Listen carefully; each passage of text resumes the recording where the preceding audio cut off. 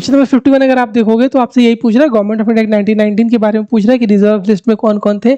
तो आपको पता होगा कि पुलिस जो थी वो थी, तो 4 ऑप्शन कटते हैं अपने पास, ये 3 बचते हैं। आगे चलते हैं, लैंड रेवेन्यू भी जो थी वो उनके अंडर ही थी, तो अब अपने पास 2 बचते हैं। और फिर लोकल सेल्फ गवर्नमेंट तो आपके पास किसके पास थी, ट्रांसफर लिस्ट में थी, तो 1, 3 एंड 4 बचता है। C answer is the correct answer. फनम वर्ड क्या है, one of the toughest question of the medieval history. Medieval history के जो कीवर्ड्स होते हैं बहुत इंपॉर्टेंट होते हैं, बट जनरली इसको कवर नहीं किया जा सकता। तो वन ऑफ द क्वेश्चन जहां पे आपको यूपीएससी के लिए थोड़ी सी रिस्पेक्ट रखनी पड़ेगी, ठीक है। वी कांट क्लेम कि सब कुछ यहीं से आया है, बट यस, इसका सही आंसर है क्वाइंस आपका, ठीक है। 52 का सही आंसर क्या है, 52 का सही आंसर है क्वाइंस, ठीक है। ये थोड़ी सी टफ क्वेश्चन थी, और जनरली हिस्ट्री इज नॉट बहुत ज़्यादा आसान इस साल, तो जनरली वो करते भी हैं यूपीएससी के हिस्ट्री में, वो उनके क्वेश्चन हिस्ट्री से ही उठा के लाते हैं, ठीक है। कई बार आपको गूगल में भी चीज़ें नहीं मिलती, ये गूगल में करके देखना, नहीं मिलेगा तुमको। आपसे ये गद्दार पार्टी के बारे में पूछ रहा है, कौन से फ्रीडम फाइटर एसोसिएटेड है, इंपॉर्टेंट है, प्रीवियस ईयर क्वेश्चन है, इसका सही आंसर है ऑप्शन डी। फिर आपको ये क्रिप्स मिशन के बारे में, क्रिप्स मिशन के बारे में आपसे पूछ रहा है कौन सा स्टेटमेंट सही है, कौन सा स्टेटमेंट गलत है। तो पहले स्टेटमेंट में आपसे कह रहा है कि the constituent assembly would have the members nominated by the princely provincial assemblies and as well as princely estate. One of the थोड़ा सा dicey question, dicey in sense कि पहला वाला जो ऑप्शन है ये नॉमिनेटेड तो नहीं था, प्रोविंशियल असेंबलीज इलेक्ट करती थी, और मतलब इनडायरेक्टली इलेक्ट करती थी, और प्रिंसली एस्टेट नॉमिनेट करते थे। ये ऑप्शन थोड़ा सा गड़बड़ है फॉर मी, और मेरे एक्सपीरियंस के हिसाब से इसका सही आंसर ऑप्शन बी होना चाहिए। ऑप्शन ए जो है वो, मतलब स्टेटमेंट 1 जो है वो गलत है, 2 इज द करेक्ट आंसर। अब आपको जेन टेक्स्ट के बारे में बताना है। जेन टेक्स्ट के बारे में आपसे जो क्वेश्चन पूछा है उसने, वो आपसे पूछ रहा है कि ये 4 ऑप्शन दिए गए हैं, आपको बताना है इसमें कौन सा जेन टेक्स्ट होगा। ऑप्शन एलिमिनेट करोगे तो चीजें आसान थोड़ी सी हो सकती हैं, बट थोड़ा सा टफ क्वेश्चन था। मुझे पता है कि परिष्ठा पौर्णम के बारे में, और जो 4th वाला ऑप्शन है महापुराण के बारे में, ये आपका जैन वाला टेक्स्ट है। तो 55 का आंसर क्या बनता है मेरे पास, बी बनता है। हिस्ट्री वो थोड़ा सा tough, that's why when I am saying कि cut off will be 90 and 92, इसके पीछे यही रीजन है बेटा। फिर आपसे पूछ रहा है इन प्लेसेस के बारे में कि बताओ कौन सही है कौन गलत। इसमें से 2 पेयर आपके सही हैं, आर्यदेव और नाथ मुनि वगैरह। ये इन तीनों के बारे में थोड़ी बहुत नॉलेज आप जब अगले साल प्रिपेयर करोगे 2023 के लिए, तो बहुत जरूरी है कि आप इन तीनों के तीनों ऑप्शंस को बहुत डिटेल में अपने पास लिख लो। डिटेल इन द सेंस कि 5 पॉइंटर्स बना लेना। मैं पीटी के लिए 5 पॉइंटर्स बनाता हूं, बहुत हेल्प करते हैं। हर ऑप्शन के बारे में 5 पॉइंट लिखता हूं, और वो सही हो जाता है मैक्सिमम नंबर ऑफ टाइम्स। फिर आपका क्वेश्चन नंबर 57, आपको फर्स्ट मंगोल इन्वेजन वगैरह के बारे में पूछा जा रहा है। तो जो 57 है उसका सही आंसर क्या है, फर्स्ट मंगोल इन्वेजन के बारे में पूछा जा रहा है कि जलाउद्दीन खिलजी के टाइम हुआ, गड़बड़ है स्टेटमेंट। तो आपके पास बचा 2 एंड 3 बचा। तुगलक टेम्पररी रूस्ट, ये थोड़ा सा डाइसी क्वेश्चन है, इसको थोड़ा सा डाइसी रखना। मेरे हिसाब से इसका सही आंसर 2 ओनली होना चाहिए, ठीक है, 2 ओनली होना चाहिए। तो 2 ओनली होना चाहिए इसका आंसर। थोड़ा सा डाइसी क्वेश्चन है, देखो पेपर में 2-3 क्वेश्चन तो ऐसे हैं जो दिक्कत होता है। फिर आपसे कुलादरन के बारे में पूछ रहा है, this was the term that was used for the Sayyids. जब आप दिल्ली सल्तनत वगैरह पढ़ते हो तो ये सारी चीजें पढ़ाई जाती हैं, बट येट नॉट दैट बहुत ज्यादा फ्रीक्वेंट कवर होने वाली चीजें।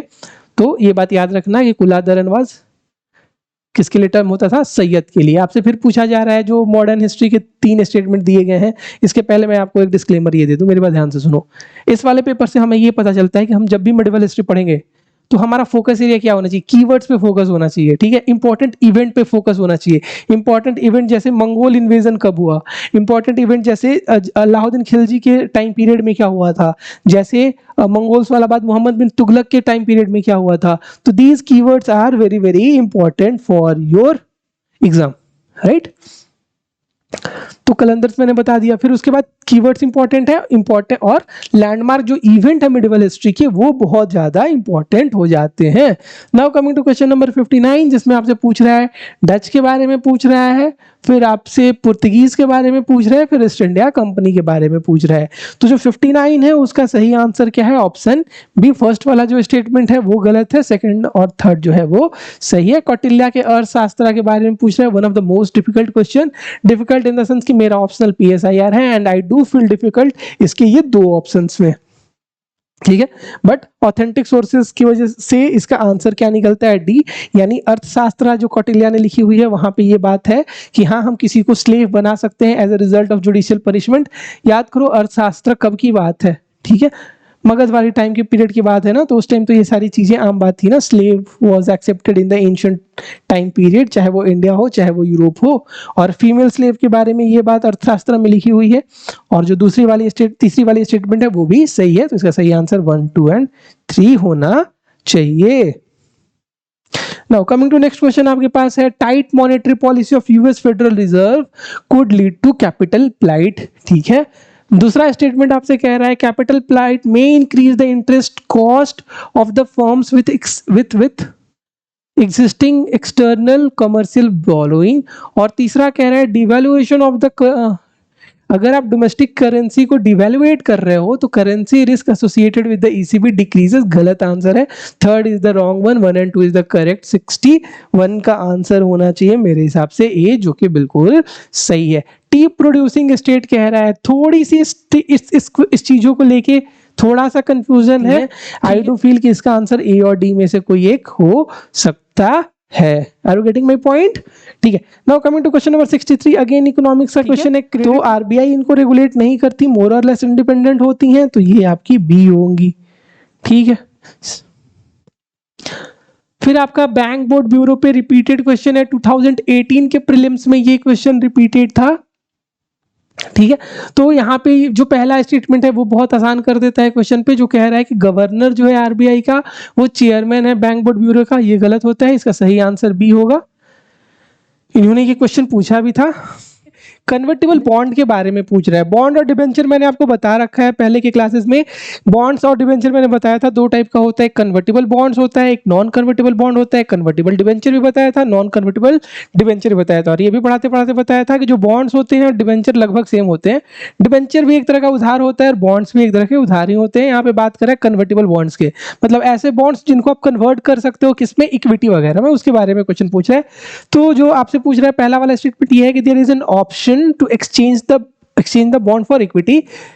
तो कन्वर्टिबल बॉन्ड्स पे a lower rate of interest, बिल्कुल सही बात है। सिंस कन्वर्टिबल बॉन्ड जो होते हैं थोड़े से सेफ होते हैं। सेफ इसलिए होते हैं कि आप उसको इक्विटी में कन्वर्ट कर सकते हो, तो उस पर जो रेट ऑफ इंटरेस्ट मिलती है वो थोड़ी सी कम होती है। बिल्कुल सही बात है। जो आंसर होना चाहिए वो क्या होना चाहिए, 1 एंड 2 दोनों होना चाहिए। नाउ कमिंग टू नेक्स्ट जो क्वेश्चन है तुम्हारा वो देखो। ठीक है,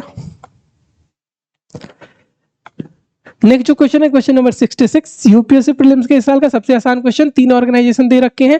मैं आपसे जब पहले क्वेश्चन डिस्कस कर रहा था तो मैंने आपको बोला था एआईआईबी, डब्ल्यूटीओ, आईएमएफ जैसे इंस्टीट्यूशन से यूपीएससी हर साल सवाल पूछता है। इस बार आईएमएफ से भी क्वेश्चन पूछा है और इस बार एआईआईबी से भी क्वेश्चन पूछा है। पूछ रहा है कि इंडिया किसका मेंबर है, तो इंडिया एआईबी का one of the most important member है। एमटीसीआर का इंडिया मेंबर है और संघाई कोऑपरेशन का भी इंडिया मेंबर बना। संघाई कोऑपरेशन में आपके इंडिया और पाकिस्तान दोनों थे। ठीक है, एमटीसीआर हम लोगों ने डिस्कस किया था, एमटीसीआर डिस्कस किया था, ऑस्ट्रेलिया ग्रुप डिस्कस किया था, ये सारी बातें हमने डिस्कस की थी। तो इसका सही आंसर 1, 2 एंड 3 होना चाहिए। क्वेश्चन नंबर 67 आपका वियतनाम के बारे में है। बेटा ऐसा कुछ बहुत ज्यादा ये टेंशन वाला क्वेश्चन नहीं था। ये क्वेश्चन टेंशन वाला इसलिए नहीं था हाँ, क्योंकि अगर आप ध्यान से इसको देखो थर्ड वाला स्टेटमेंट, तो वो कह रहा है कि वियतनाम का जो इकोनॉमिक ग्रोथ है ना, ये ग्लोबल सप्लाई चेन से रिलेटेड है और एक्सपोर्ट को फोकस, मतलब एक्सपोर्ट पे फोकस है। थर्ड वाला स्टेटमेंट सही है। थर्ड वाला स्टेटमेंट सही होते ही आपका ए और डी जो है वो कट गया। 1, 3, 4 बचा। अब 4 और 5 एक बार पढ़ लो कि for a long time Vietnam का जो लो लेबर है, चीप लेबर कॉस्ट है और स्टेबल एक्सचेंज रेट जो है, उसने अट्रैक्ट किया है ग्लोबल मैन्युफैक्चरर्स को। आपको पता होगा जब अपन टेक्सटाइल इंडस्ट्री पढ़ते हैं तो अपन देखते हैं कि साउथ ईस्ट की जो कंट्री है, स्पेशली वियतनाम और जो एक इंडिया की नेबरिंग कंट्री है बांग्लादेश, ये चीप लेबर की वजह से इंडिया के टेक्सटाइल मार्केट को कई बार ये पीछे छोड़ देती हैं। इन सच सिनेरियो जो आपका फोर्थ वाला स्टेटमेंट है वो सही होना चाहिए। 3 और 4 जिस ऑप्शन में है वो आपका सही आंसर है और आपका सही आंसर है ऑप्शन सी। ऑप्शन एलिमिनेशन से ये क्वेश्चन बहुत आसान हो गया। क्वेश्चन नंबर 68 बहुत ही आसान सवाल। यूपीएससी प्रीलिम्स ने शायद 5 साल में 3 बार ये चीजें पूछी हैं। मॉनेटरी पॉलिसी कमेटी और इन्फ्लेशन को टारगेट करने की बातें पूछ रहा है कि प्राइस की स्टेबिलिटी को मेंटेन करने की रिस्पांसिबिलिटी किसकी है, तो यहां पे रिजर्व बैंक ऑफ इंडिया लिखा है। मोर और लेस मॉनेटरी पॉलिसी कमेटी लिखती तो ये ज्यादा सही होती, बट इसकी सही आंसर क्या है, ऑप्शन डी, यानी 68 का आंसर आपका डी होगा।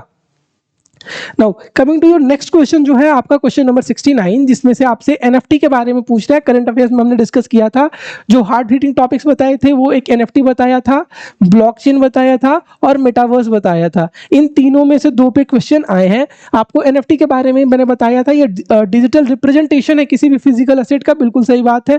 आपको कई बार पेंटिंग का एनएफटी वगैरह जैसी जो चीजें थी वो न्यूज में थी। फिर आपको unique cartographic tokens that exist on a blockchain, ये स्टेटमेंट भी सही है, 1 और 2 सही होनी चाहिए। जो थर्ड वाली स्टेटमेंट है वो कह रही है कि ये as a medium of commercial transaction हो सकता है, 1 एंड 2 इसका सही आंसर है। Now coming to question number 30, question number 70। Question number 70 आपका अगेन उसी टाइप का क्वेश्चन है जो थोड़ा सा टेक्निकल था।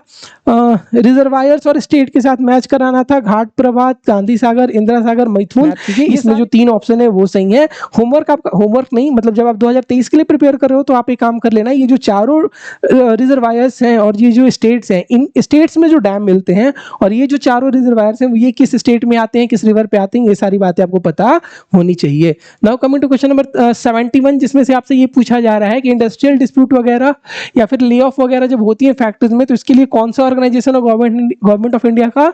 तो लेबर ब्यूरो है जो ये सारी रिस्पॉन्सिबिलिटी करती है। It was much in news, UPSC के लिए ये बहुत ज्यादा इंपॉर्टेंट था, right. Now coming to question number 72, जिससे आपसे सीओ के बारे में पूछ रहा है, यानी कोल कंट्रोलर ऑर्गेनाइजेशन के बारे में। तो इसमें से ये 4th वाला स्टेटमेंट छोड़ के अभी के लिए 1, 2 एंड 3 स्टेटमेंट सही होना चाहिए, ठीक है। दैट विल अगेन डिपेंड कि how UPSC interpret this question. किसी भी ऑप्शन में 1, 2, 3, 4 नहीं है, तो जो सबसे सेफ ऑप्शन बचता है यहाँ पे वो आपका ऑप्शन ए बचता है। Now coming to question number 73 में आपसे 5th शेड्यूल के बारे में पूछ रहा है। तो 5th शेड्यूल के बारे में आपको बताना है कौन सही है कौन गलत। तो ये दोनों स्टेटमेंट गलत है। यूनियन टेरिटरी वाली बात तो बिल्कुल बोगस है, और स्पेशल कैटेगरी स्टेटस का तो अब तो चीज ही खत्म हो गया। अब ए और बी के बारे में बात ये हो रही है कि local self governing body in that area नहीं है। 6th शेड्यूल में जो ओपन पढ़ते हैं ऑटोनोमस डिस्ट्रिक्ट काउंसिल है, उससे रिलेटेड है। जो 73 का जो होगा तो option A is the closest answer. Now coming to your question number 74, जिसमें से सैनिटेशन कोलिशन के बारे में आपको बताना है कि इसको गवर्नमेंट ऑफ इंडिया ने किसके साथ मिलकर बनाया है। इसको मिलकर बनाया गया है WHO के साथ। ये वाली स्टेटमेंट गड़बड़ है। 74 का आंसर मेरे हिसाब से जो होना चाहिए वो बी होना चाहिए, क्योंकि जो अर्बन अफेयर्स की जो मिनिस्ट्री मतलब ये जो national institute of urban affairs है, जो आपकी मिनिस्ट्री ऑफ हाउसिंग और अर्बन अफेयर्स के अंदर आती है, ये इनोवेटिव सॉल्यूशंस वगैरह देती है फॉर अर्बन इंडिया। तो बिल्कुल सही बात है, सेकंड वाला स्टेटमेंट लॉजिकल है, सही है। फर्स्ट वाला स्टेटमेंट गलत है।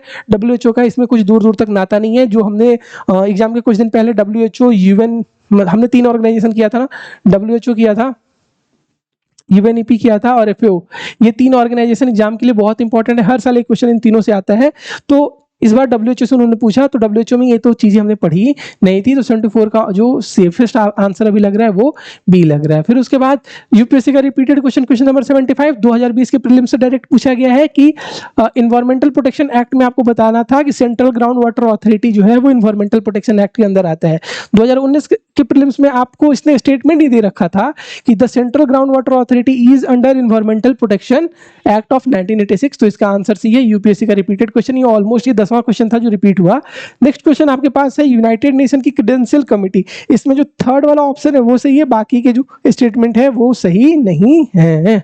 Now coming to next question number 77, जिसमें से आपको पोलर कोड के बारे में बताना है।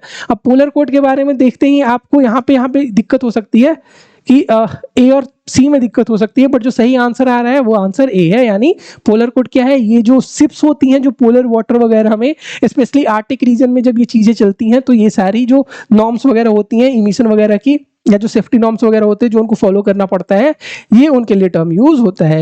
यूनाइटेड नेशन जनरल असेंबली के बारे में 3 स्टेटमेंट दे रखा है, इसके सही आंसर होने चाहिए 78 का आंसर होना चाहिए 1, 2 एंड 3, यानी ऑब्जर्वर स्टेटस भी मिलता है बहुत सारे एनजीओज को भी है, बहुत सारे ऑर्गेनाइजेशन को भी है। फिर यही मैं बात बोल रहा था, इंटर गवर्नमेंटल ऑर्गेनाइजेशंस को भी मिलता है। आपने सुना होगा वो जो इस्लामिक कोऑपरेशन है वो भी ऑब्जर्वर स्टेटस रखती है।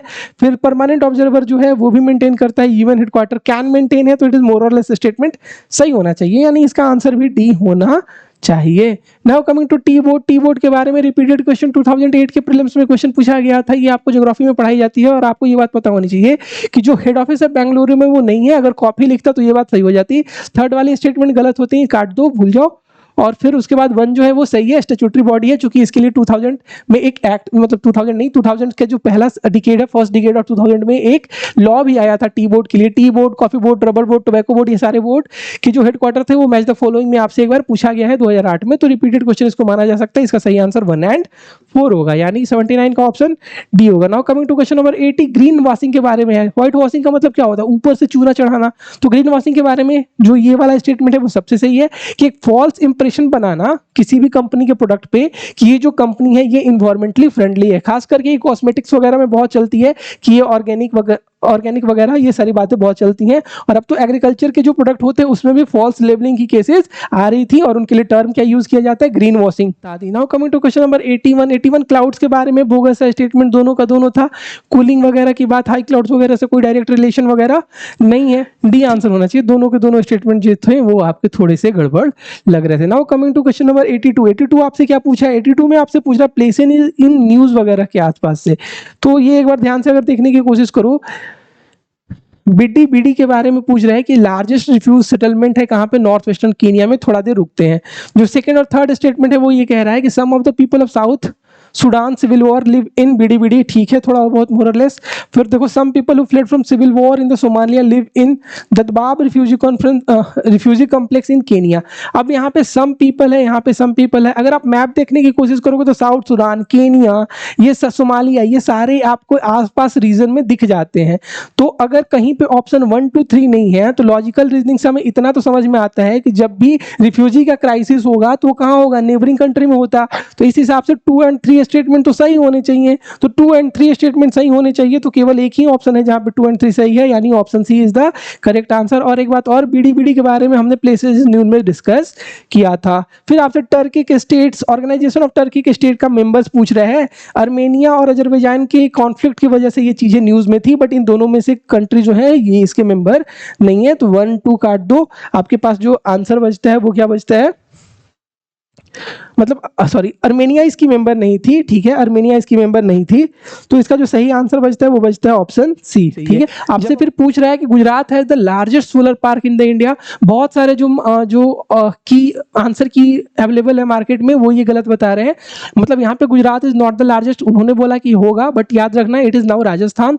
तो 1 वाला ऑप्शन काट देना। 1 वाला ऑप्शन काटने के बाद आपके पास बचता है केरला के पास फुली पावर्ड एयरपोर्ट है। हमने टेस्ट सीरीज में भी डिस्कस किया था, करंट अफेयर्स में भी डिस्कस था, द हिंदू और इंडियन एक्सप्रेस में भी ये सारी चीजें बहुत डिटेल में कवर थी। सही आंसर इसका बी होना चाहिए। Now coming to United Nation Convention on laws and seas, one of those question जहां पे आपको यूपीएससी के लिए थोड़ी सी रिस्पेक्ट करनी चाहिए और ऑफिशियल आंसर की का वेट करना चाहिए। देयर इज पॉसिबिलिटी कि इसका जो आंसर होगा वो 1 और 3 और 1, 2 और 3 में से एक हो सकता है, राइट? मतलब सी और डी में से कोई एक आंसर हो सकता है। एक बार आप अगर स्टेटमेंट 2 देखोगे तो ships of all state whether coaster और landlocked enjoy the right of innocent passes through the territorial C.